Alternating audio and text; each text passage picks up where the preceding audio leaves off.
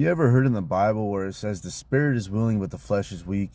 Basically meaning you have the spirit to seek God, but since you're so indulged in all of these pleasures of this world, your flesh is too weak to comprehend God because your spirit is so weak to the point because you're just feeding and feeding and feeding the flesh to the point where you're numb spiritually. And you're blocking the connection from God. You're blocking those blessings, those miracles that God's trying to work in your life. You're blocking them because you keep feeding the flesh instead of feeding the spirit. If you just stop for a second and realize, maybe if I feed the spirit more, I'll be more connected to God.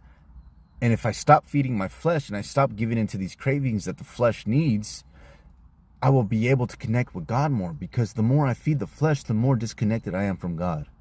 It's the truth, bro.